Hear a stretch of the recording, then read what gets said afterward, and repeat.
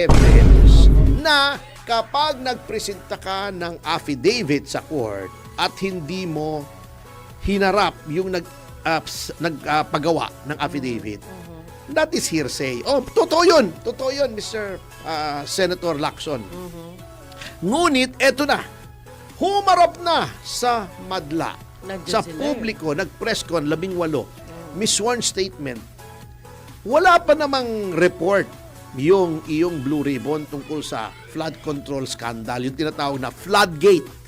Di ba? Oh. Bakit hindi muling buksan ang investigasyon ng Blue Ribbon at ipatawag itong mga ito? Iharap mo. Paupuin mo ron sa Blue Ribbon.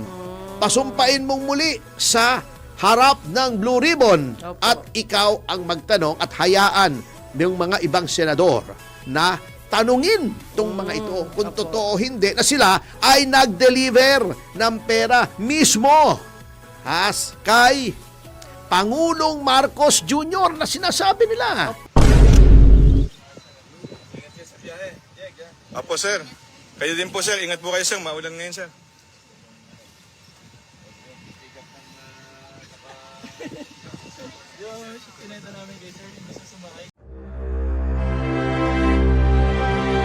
At ngayon po ay bagamat yung tinatawag nilang EDSA, People Power Day, Yes. ay sa taong ito ay hindi idineklarang holiday.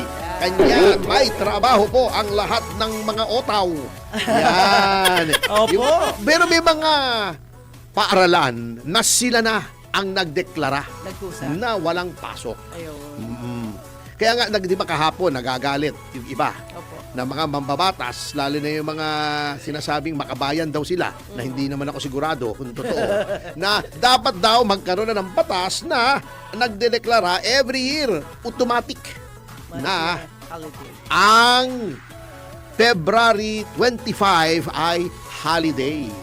Eh, sila naman ang nasa Nakapwesto sila. nakapwesto, sila ang mga mambabatas. Eh, di sila ang Gumawa na. alay, di gawin ninyo Abay, Alay. lukong mga are.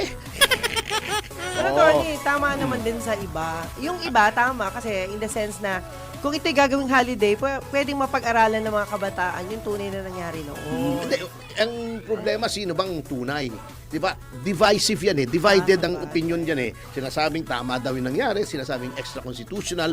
At ngayon, di ba, noon dati sinasabi nila, people power, maigit na tanggal ang diktadurang Marcos. Sinong nilagay nyo ngayon? Di ba, si Marcos din yung anak. Hindi malaman sa inyo. May mga luhong RA. Alay siya. Oo, anyway, bumalik tayo sa mga pangyayari ngayon. Opo. Na kahapon po ay may nangyaring press con, di ba? Opo, Yung opo. pinag-uusapan natin. Hindi natin ma-report ng maayos kahapon kasi ongoing pa kasabay Yes, Actually, opo. naanyayahan po tayo. Siyempre, pinili natin yung ating katungkulan Opo. dito sa DWIC, sa Aliw Broadcasting. Opo. At eto po kasi, naalala ko yung sinabi, kamakalawa lamang ni Senator Panfilo Lacson na siya ngayong puno ng Blue Ribbon Committee na sinasabi niyang ang mga ebidensya daw laban kay Pangulong Marcos ay tsokolate, Anong ibig sabihin? nun, Hershey. Hearsay. lang. Oo, hearsay. Ibig sabihin, sir? Walang katotohanan. chismis, lang. marites. At hinamon pa niya. Hindi na suntukan naman Opo. Oo. Si House Minority Leader Egay Erice Wow. at si Congressman Titinho. Conching Tinyo. Opo. Titinyo. Di ba? Ginawa. Sabi niya, hoy, Titinyo. Sabi ni Ping Lacson. Ano sabi? Ba't hindi na kayo mag-imbestiga? Ngaw-ngaw kayo na ngaw-ngaw na may kinalaman si Pangulong Marcos sa flood control scam. Oh. Puro hearsay naman. Ayun. Ano ba yung sinasabi ni Senator Lacson na hearsay? Yun nga ang hindi ko maintindihan. Kasi di ba, merong nagtuturo naman direkta Oh. kay Martin Romualdez Opo. at kay Pangulong Marcos. Hindi ko maintindihan kung sinong nagturo ng mga konsepto ng batas na hearsay kay Senator Lacson. Baka yung legal luminary ni Senate President Soto na nagsabing hindi daw unanimous yung desisyon na binabasura yung impeachment at wag daw sundin yung utos ng Korte Suprema. Baka yung legal luminary na yon. Baka yun din yung legal luminary na sinasabing kahit alipustahin mo ang Korte Suprema, hindi contempt yun, ano? Sariling batas niya yun. Pag Din ano. yun dekano yun ng law school ng One Ball University. Oh no! Yung nagturo sa kanila. Grabe. Ayun, alam niyo po, Senator Lacson, ang hearsay ay ito. Sabi ni Juvie, babaero daw si Victor. Bakit? Naikwento sa kanya nung kaibigan niya. Yun ang hearsay. Naikwento, hindi mo personal Narinig o na nakita. nakita. Ngunit nang sabihin ni Guteza na siya ay nagde-deliver ng pera, male-maleta kay Martin Romualdez at siya mismo ang nagsasabi siya ay nakita niya, naranasan niya, nandun siya mismo ang gumawa. Hindi po hearsay yun, Mr. Chair ng Blue Ribbon. Totoo yun. Yan ay eyewitness Eyewitness, account. yun. O ngayon, hearsay ka ng hearsay kay Pangulong Marcos. Ngayon may lumabas na 18 dating mga marino. Kahapon, Opo. nagsagawa sila ng isang press con at ipinakita ang kanilang sinumpaang salaysay. Ha? Abit-abit. Affidavit. Affidavit. Oo. Apo. Kasi sa probinsya noon Affidavit. pupunta yung mga yung mga ordinaryong tao punta sa opisina. Opo. Turne, sabi sa tatay ko, turne. Kami po yung magpapagawa ng abit-abit. Abit-abit to plus. Ang kinakabahan. Abit to plus. Na wala yung papel di ahensya yun. Ayan.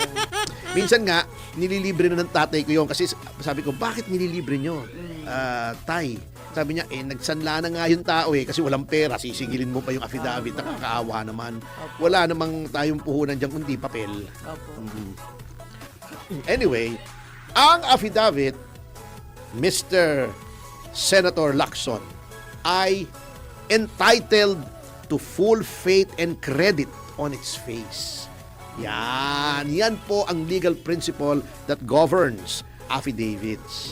Ibig sabihin, kung hindi rin lang magkakaroon ng dahilan na ito ay huwag paniwalaan, dapat ito'y paniwalaan. Bakit? Dahil ito'y sinumpaan sa harap ng notaryo. Sworn. Sinumpaan. Okay.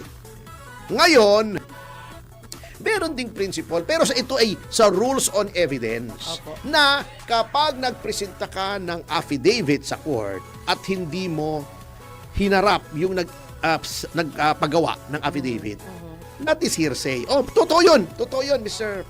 Senator Lacson.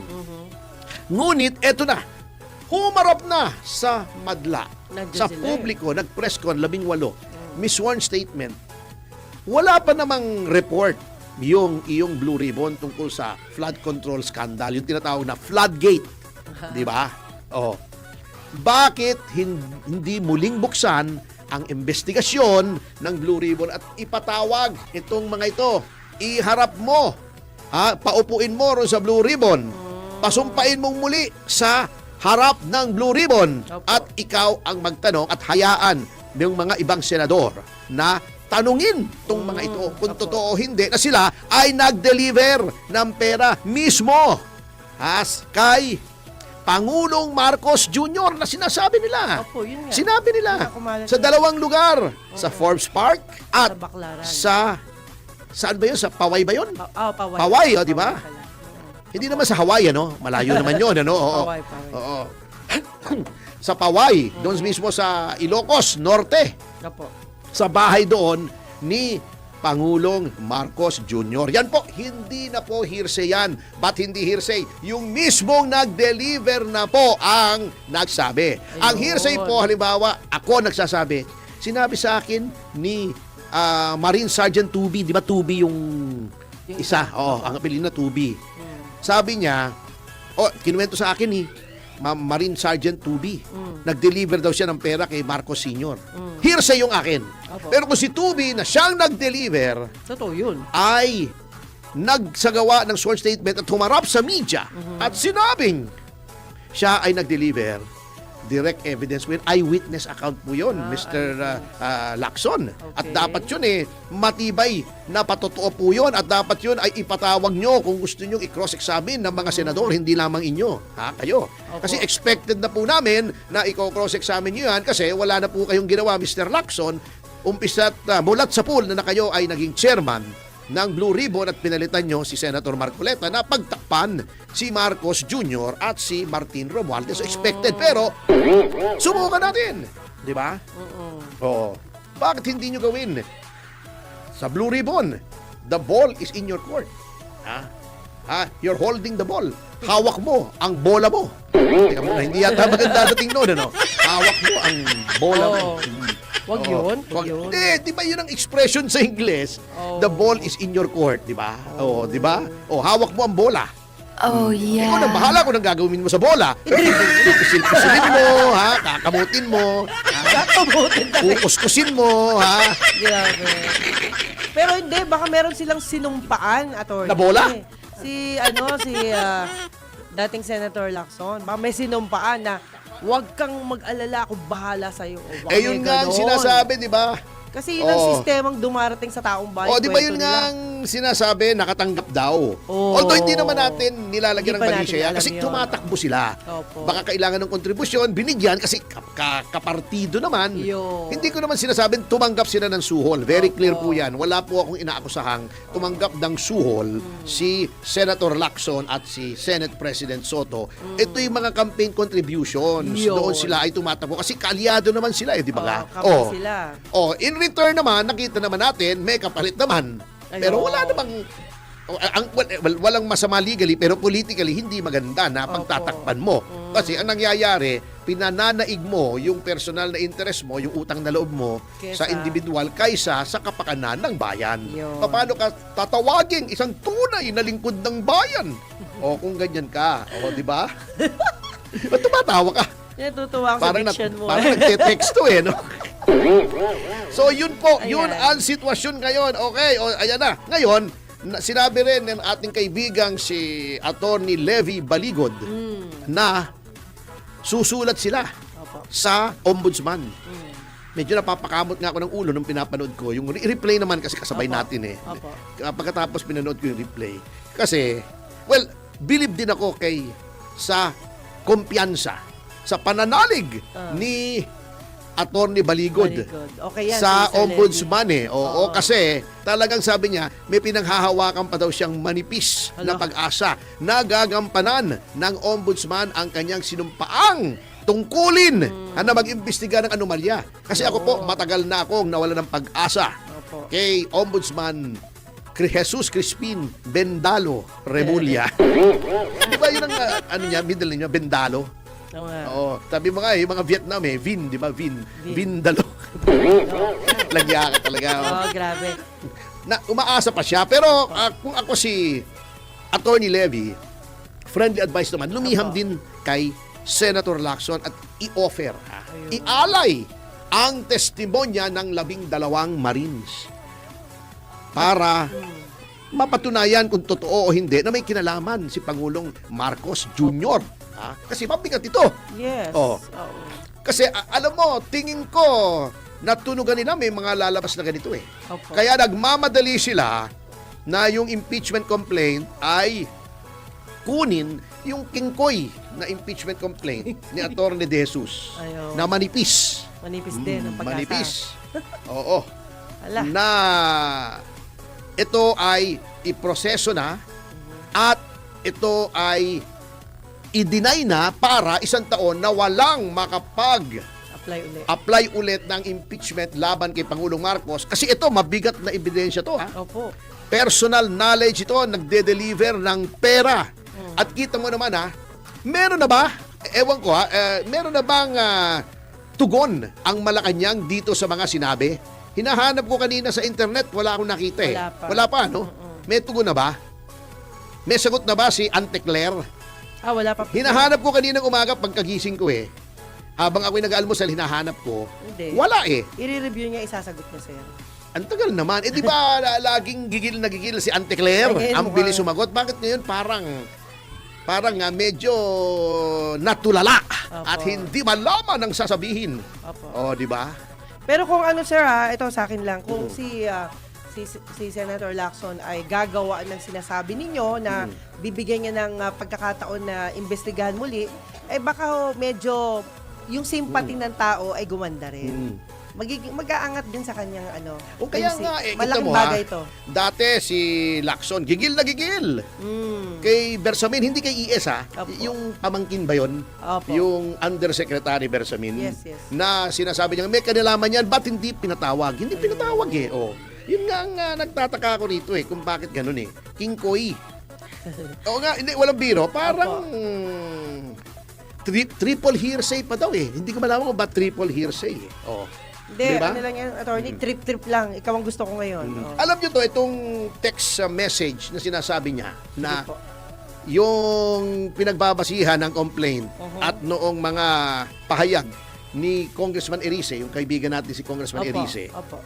yung nananggaling kay Congressman Lian Leviste naman, ay nakita ko na rin yan eh. Bago pa nila nakita. Ayun. Kanya lang, since lumabas na, pwede ko nang sabihin. Opo. Noon hindi ako makapagsalita kasi confidential pa. Saka wala Ngayon na lumabas nakita. na eh. Oo. Wala na rin, nakita ko na po yan at humingi na rin siya ng payo kung anong dapat Yun. gawin.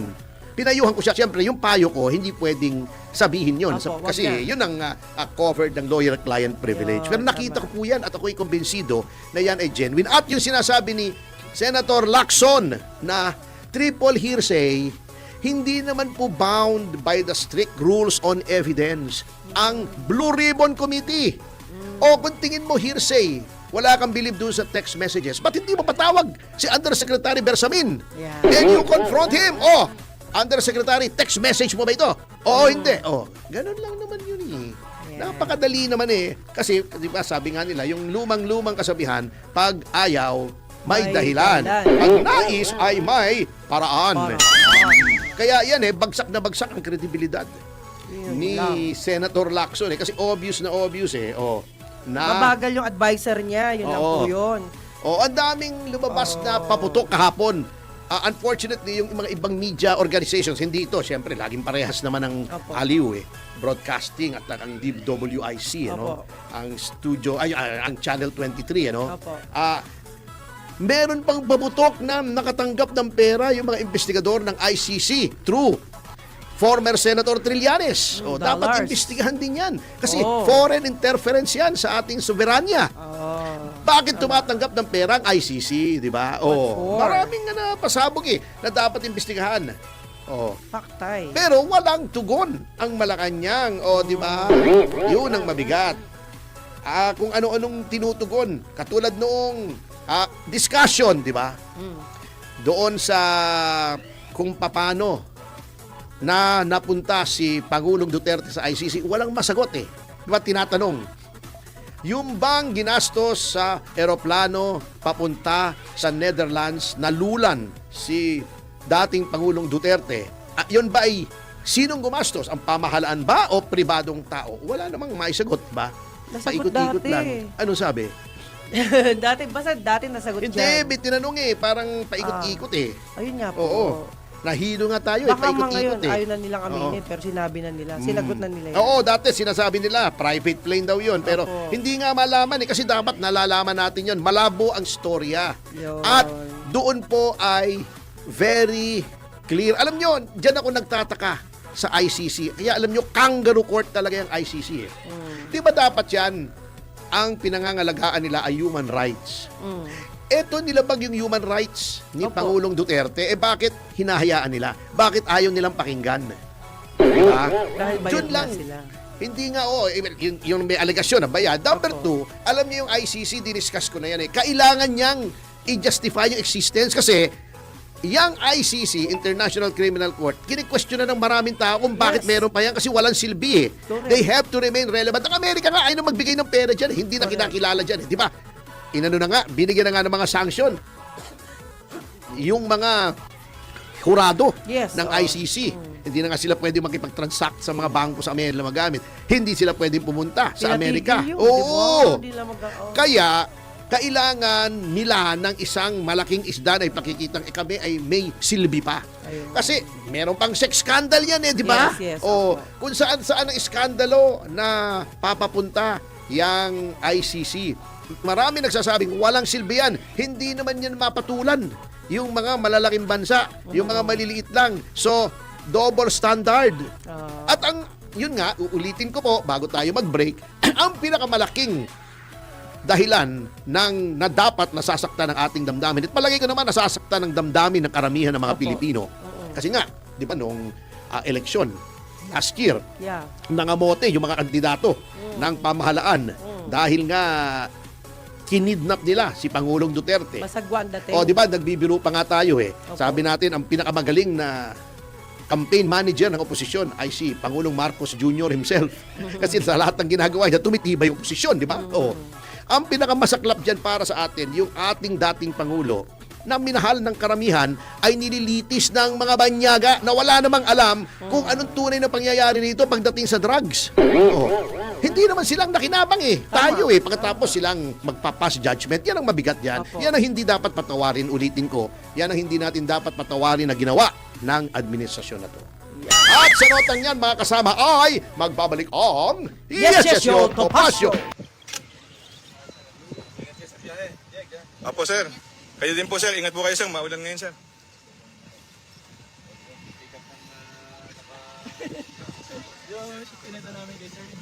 Sir, good luck po, sir. Ingat po kayo. Sure. Ingat po. Sir, ingat po. Go. Okay, start na kami, ha? Sige.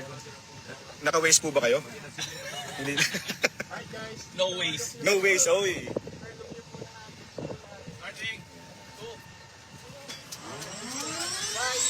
Uy, liliparin na tayo. Tayo na. Ramdaman ko yung makina.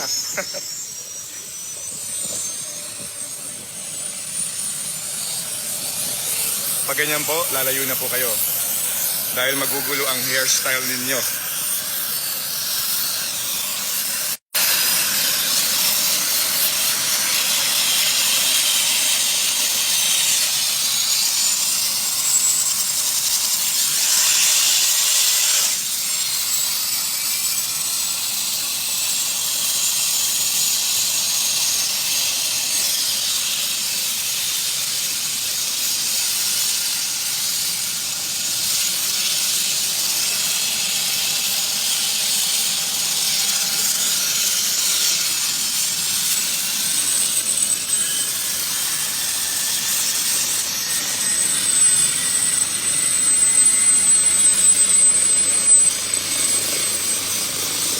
Nakakabingi yung ingay ng helicopter. Ganun pala yun.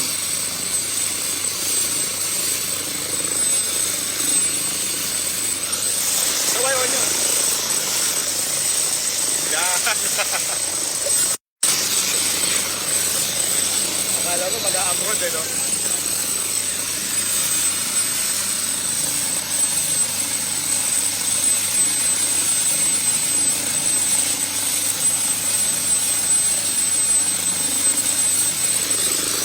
Salamat po. Ingatin po kayo sa mga lakad at biyahe ninyo. Palipad pa lang ang Lacson Soto. Papuntang Sorsogon. Kaya Sorsogon, here we go.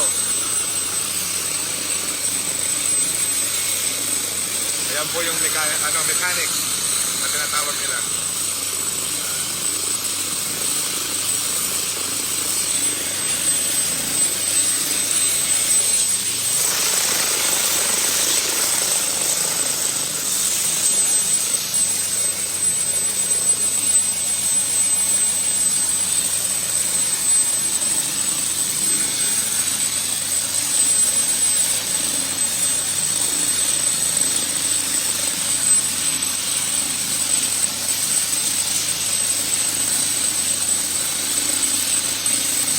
Magpaulan po ng puso sa mga ating mga manonood.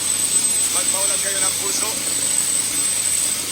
O kaya sa mga first time na makakita ng malapitan na helicopter katulad ko, ay magpaulan ng wow. Wow! Yan ha. Umuulan na ng puso. Ingat and God bless. Thank you.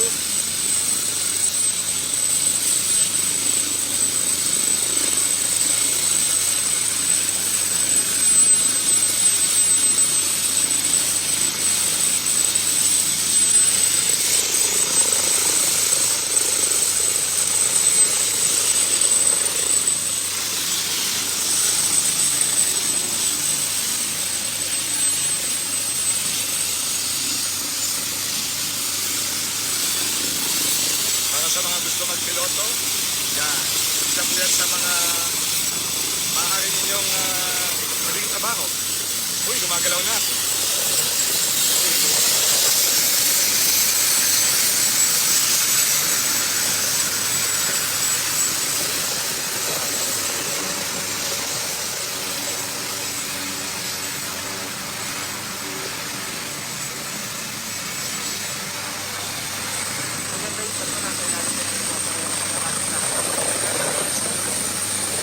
Whoa! Let's go!